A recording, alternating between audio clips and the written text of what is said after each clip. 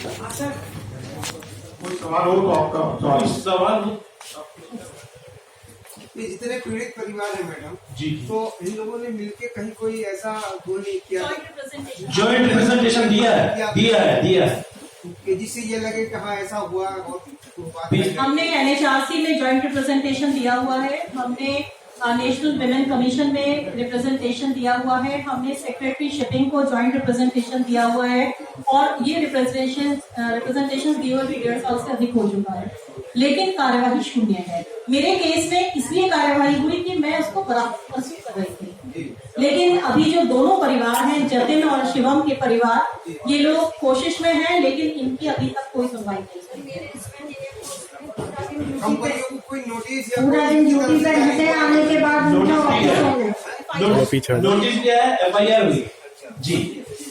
हमें शिकायत है तो अपनी सरकार से शिकायत है, अब सरकार हमारी सुध क्यों नहीं लेती? शिपिंग मिनिस्ट्री काहे के लिए बनी है? प्रधानमंत्री 20 घंटे काम करते हैं, 20 मिनट हमें दे दे, 10 मिनट दे दे।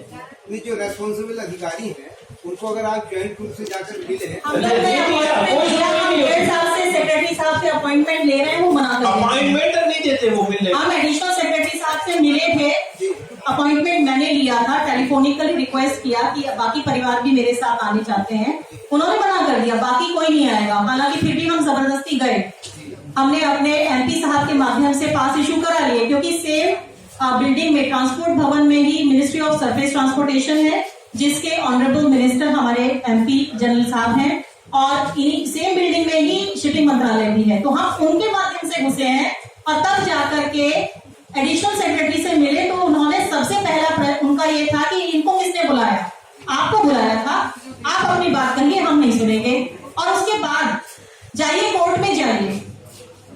हाँ, तो क्या ये माना जाए कि जो जिस फैमिली में भागने दौड़ने वाले या अप्रोच रखने वाले लोग नहीं है, उसके साथ कोई सुनवाई नहीं, कोई नहीं, बिल्कुल अगर मैं इतनी सजग ना हो या कानून की मुझे इतनी समझ ना हो, या नदीमुद्दीन साहब ने जिस तरह से मुझे हेल्प किया है, मशवरा दिया है, मेरे साथ अगर कोई ऐसा सही व्यक्ति ना हो, या राजीव जी जैसे हमारे सहयोगी ना हो, तो शायद ये बात आज सरफेस पे नहीं आती। आम आदमी तो आप भूल जाइए, ये जो बेचारा ये जिसका बच्चा नहीं मिला है, मिसिंग है बॉडी, आज तक शिपिंग मिनिस्ट्री ने कोई उस पर कॉग्निजेंस नहीं लिया, और सैकड़ों प्रार्थना पत्र गए हुए हैं, कोई सुनवाई नहीं है किसी की। आप उनसे अगर फोन पे भी बात करेंगे, जब 10 दफा फोन करेंगे, 1 दफा उठाएंगे, कहेंगे मैं मीटिंग में हूँ, और मीटिंग साल दर साल चलते रहती है उनकी। 5 साल से मीटिंग चल रही है, सिस्टम में खराबी मानी जाए या सरकार देखिए, सारी चीजें जो है वो PMO से चलती हैं।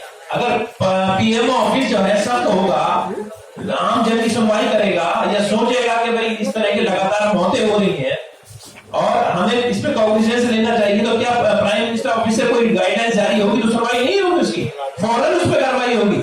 लेकिन परेशानी ये है कि वहां से कोई गाइडलाइंस जारी होती ही नहीं।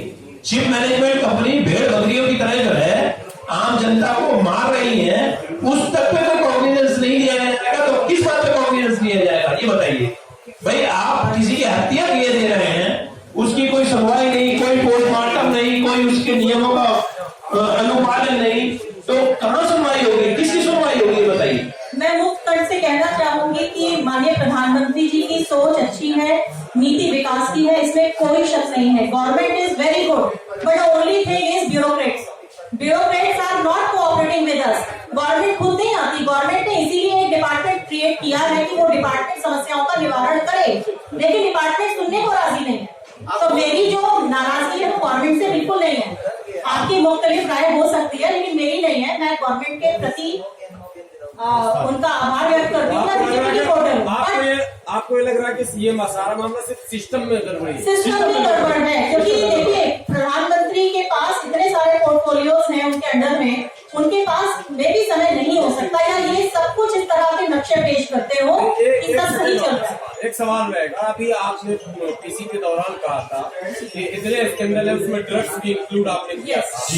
तो अगर देश का मुखिया इन तमाम चीजों से बेखबर रहेगा, तो शिपिंग के जरिए तो बड़े बड़े मामले भी हो सकते हैं। फिर आप सही कह रहे हैं, 90% वर्ल्ड का जो ट्रेड है, जो जितना भी माल का आवाजाही है, वो शिपिंग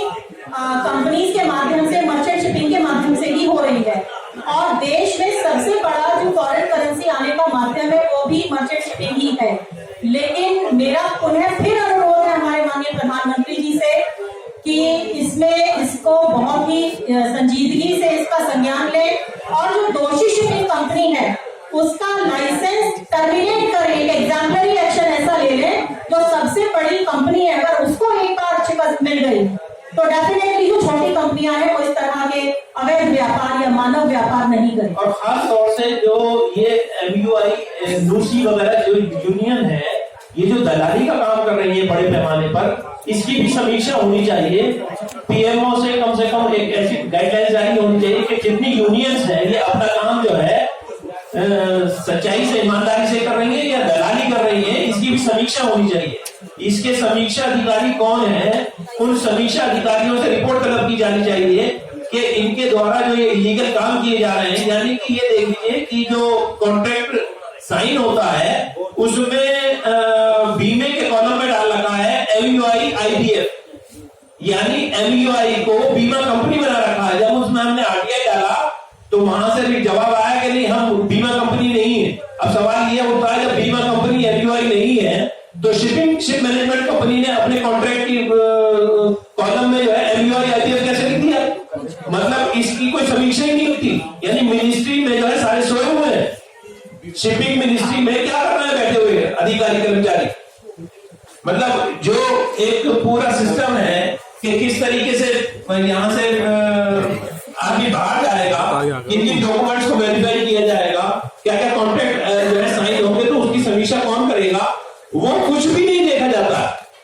मतलब एक तरीके से मजाक बना के रख दिया पूरे सिस्टम का। सर सबसे ज्यादा आपको यह उम्मीद है कि जैसे मीडिया में आ जाएगा और कल आएगा तो क्या PM साहब या PMO ऑफिस इस पर एक्शन लेगा? भाई चौथा स्तंभ भी अगर नहीं लगा पाया तो कुंभकर्ण ही रहेंगे, फिर तो कुंभकर्ण ही हो गया मामला। चौथा स्तंभ तो एक ऐसा स्तंभ है वो कुंभकर्ण को भी जला दे। सर सबसे ज्यादा दोषयुक्त आप कौन सी मिनिस्ट्री को कहना चाहेंगे और किस शिपिंग मिनिस्ट्री, शिपिंग और विदेश मंत्रालय, शिपिंग मिनिस्ट्री इसमें जो है दोषी है। और विदेश मंत्रालय का भी क्योंकि रोल रहता है, जो बाहर कंट्री में जाते हैं विदेश मंत्रालय का रोल रहता है, तो विदेश मंत्रालय भी इसमें पूरी तरीके से दोषी है। क्यों सुनवाई नहीं करते, क्यों समीक्षा नहीं करते अधिकारियों की?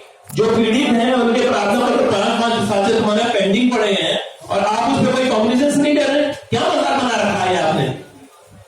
शिपिंग कंपनियां जिस तरह से कर रही है